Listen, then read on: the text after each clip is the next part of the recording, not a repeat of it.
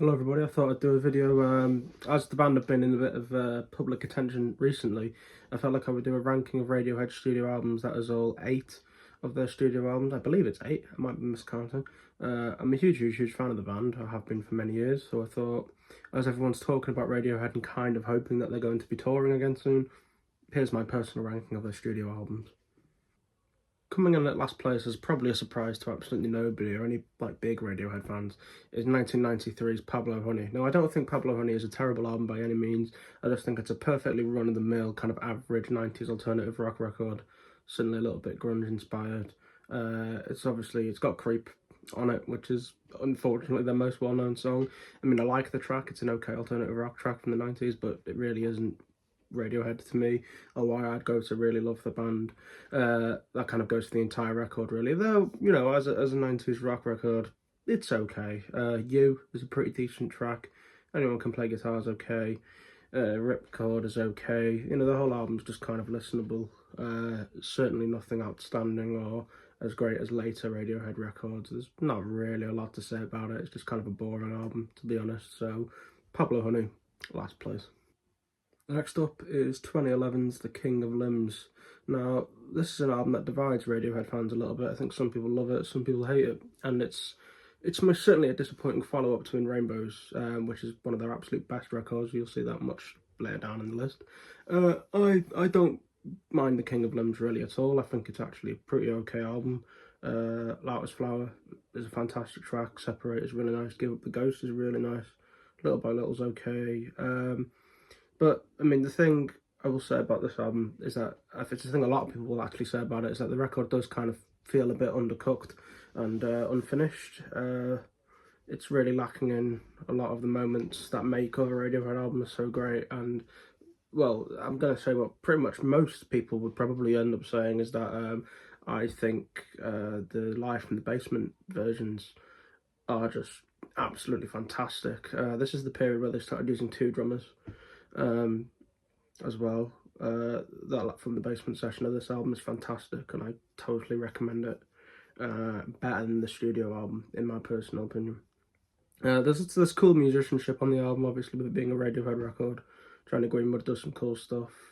You know, it's an okay album, but pretty disappointing for Radiohead standards.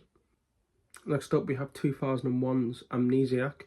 Now, this is kind of, if you will, a second disc to Kid A. This is what a lot of people seem to think. For the record, I think every record from here on is pretty stellar. I think this is a great album. I think Padlock Sardines and Christian Box is a pretty cool opening track, but Pyramid Song is absolutely spectacular. It's got that wonderful string arrangement at the end. Tom's vocals are amazing on that song as well. It's also got tracks like Knives Out, which features some of Phil Selway's best drumming, in my opinion. I Might Be Wrong is a cool song. Dollars and Cents is kind of cool. It's got a bit of a jazzy feel to it. Life in the Glass House is really good. It's definitely a decent album, but it kind of does feel like leftovers from those sessions. But don't get me wrong, those leftovers are very good. And the production's fantastic, as you would expect from a Radiohead album. Even His Army, that's another really good track off it. So it's a solid album. I definitely like it a fair bit, but it is lacking as many great moments as other Radiohead releases, in my personal opinion.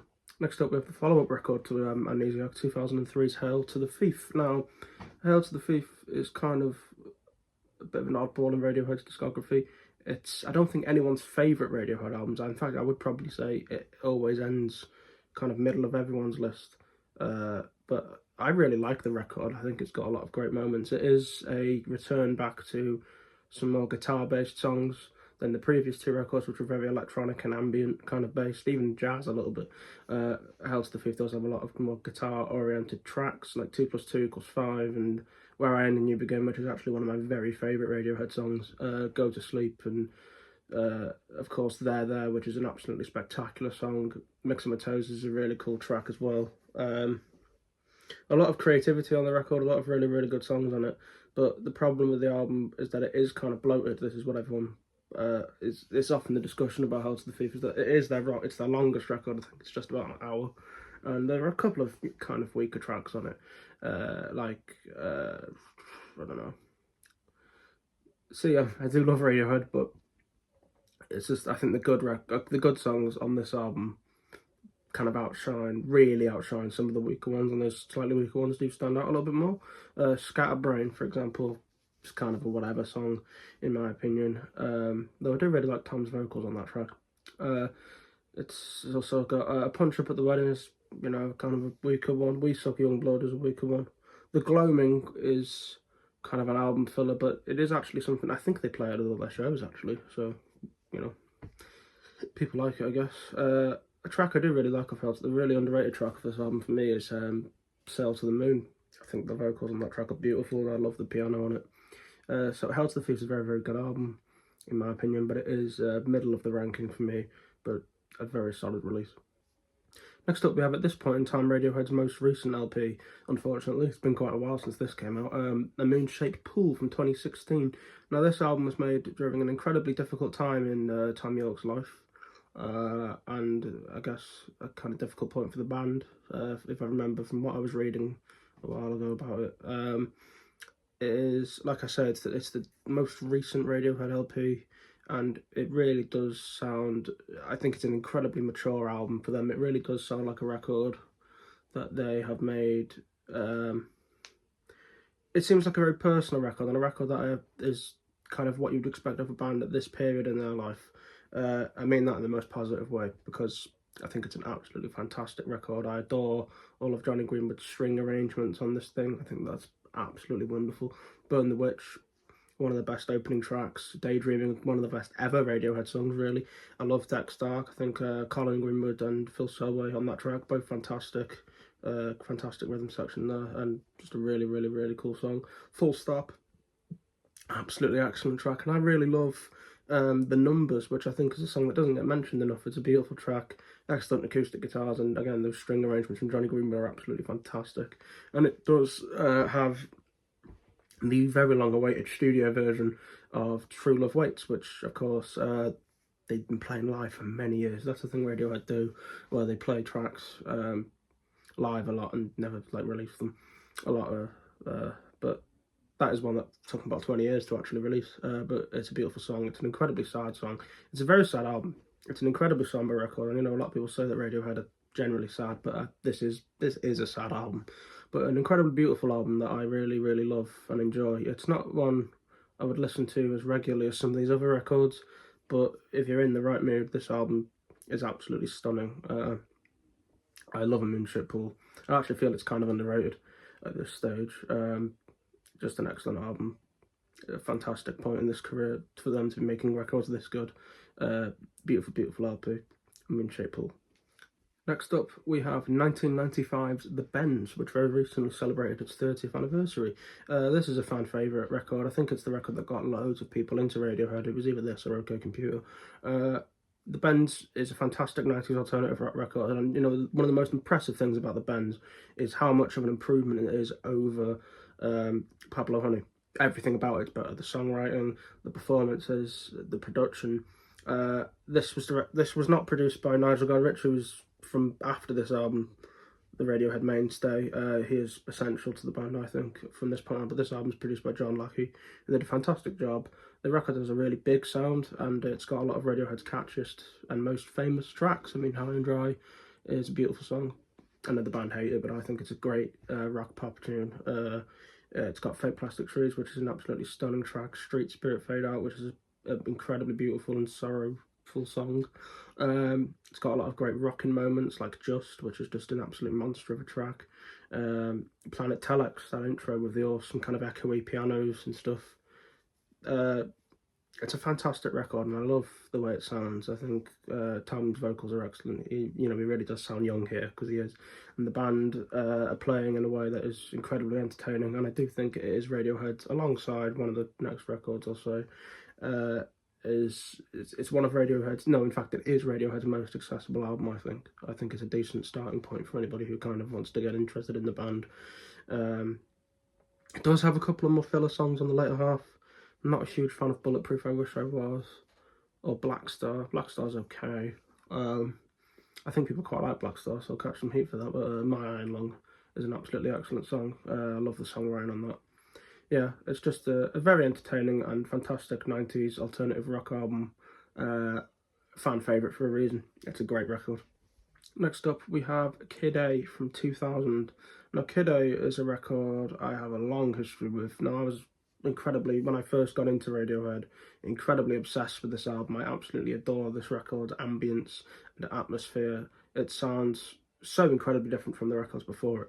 It is a complete left turn in terms of creativity and sound that the band took. It's got everything in its right place, which is one of Radiohead's best opening tracks again. That ambience to this song. Just an incredible atmosphere. Definitely a lot of kind of Aphex Twin influence on this album, which is one of the things I really love about it because I'm a huge Aphex Twin fan as well. The national anthem is one of Radiohead's greatest tracks. It's an absolutely chaotic, incredible piece. That bass groove and the drums, and especially those horns, when that all comes in, is absolutely fantastic. How to Disappear Completely, which is one of the band's most beautiful and personal songs, an incredibly dark track, and I love how haunting the vocals are on that song. A truly, truly beautiful track, that one. Optimistic, which is one of the very only, in fact, the only kind of rock song on the record. Awesome track. Drop D guitar tuning on that one. Really, really cool song. I love the playing on that. Idiotech, which is again another one that is just a fantastic record song. And it kind of, the album caps off for me one of Radiohead's absolute greatest ever compositions, motion picture soundtrack. Such an insanely beautiful song, a real emotional highlight of their entire catalogue. One of my top songs, that one, in terms of Radiohead. I highly recommend the kind of string rendition of it that they did for Westworld, I think. Absolutely awesome. Awesome stuff. That's a beautiful, beautiful song. This record is, it's like what I said about Moonship Pool. It's a record I kind of have to be in the mood for. It's got such a, again, like I've said over and over, the atmosphere of this album I just find absolutely amazing. I love the sound of it. It's a fantastic record, as you know, it's all been said before. This album's been glazed for years, but it is a brilliant record. So yeah, Kid A. In second place, we have what is ultimately considered Radiohead's greatest record by most of people. It is 1997's iconic OK Computer. Now, this is one of those records that I think it's one of those records that is just totally timeless. It's a Dark Side of the Moon, a Sgt. Pepper's, one of those.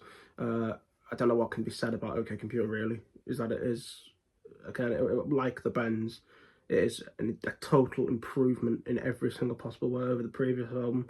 The songwriting is amazing.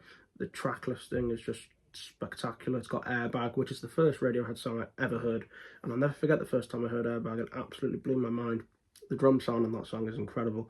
Paranoid Android, which is just one of the greatest alternative rock songs of all time, in my opinion. Absolutely spectacular stuff. Blew my mind when I heard it. This record, it was really an eye-opening album for me. Exit Music for a Film is a beautiful, beautiful track. Let Down, it's just an absolutely stunning song. Karma Police, No Surprises. Lucky, which is just a massive, epic track.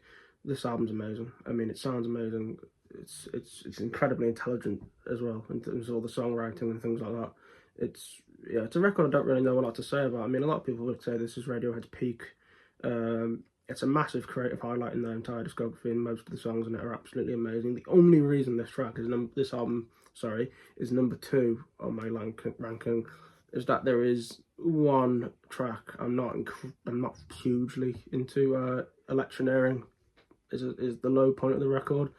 I'd have replaced that with one of the B-sides, which is an excellent set of B-sides on this album as well. The OK Not OK edition is fantastic. Highly recommend that.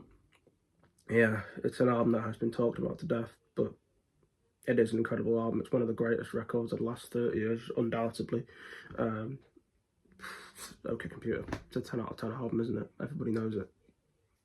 But my number 1 is, well, you would have guessed it by now, is In Rainbows.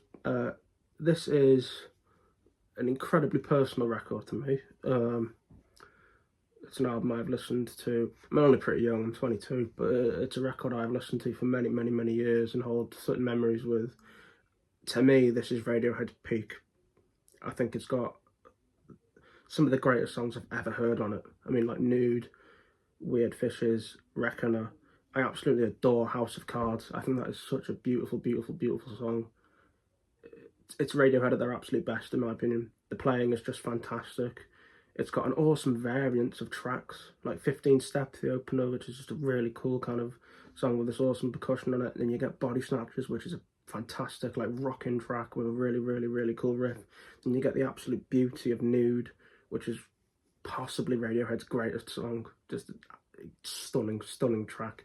And you get Weird Fishes, which again, it has this incredibly beautiful atmosphere and sound to it that really just pulls you into it and you get lost within it. All I Need, fantastic song. This record is just spectacular. I think it's got Tom York's greatest ever vocal performances. The band's playing is wonderful. I adore the arpeggiated guitar playing on this entire record. The drumming's brilliant from Phil. The production's fantastic, and it's a totally independent record as well, because Radiohead had broken away from their big label. I think Hell to the EMI, was it? Hell to the Thief was the last record they did, and then they just released this album completely independently. And I love the record. I love every single thing about it. It's one of my very favourite albums. Jigsaw Falling Into Place, again, that's another spectacular, spectacular track with an incredibly catchy, memorable guitar part to it. And then, yeah, it is just, it's my personal favourite. And, you know, a lot of people say, OK Computer is the actual kind of technical greatest record in their discography, and I wouldn't disagree with that either. But In Rainbows is one of those albums for me that will kind of stay with me for a lifetime. I think this is one of those records I will take with me for the rest of my life. And I think everybody has a couple of records like that. You know, real music lovers, we all have a couple of albums we really cling on to. This is one for me. The beauty of this record is just incredible to behold. So that's that. In Rainbows is my favourite Radiohead album. So thank you very much for watching. That was my Radiohead ranking. I intend to do more of these things. Probably do a Pink Floyd one next, because another one of my favourite bands. Beatles, Pink Floyd, a lot of classic bands, I think I'm going to try and delve into and rank their studio albums. So thank you very much for watching. I'll see you in the next one.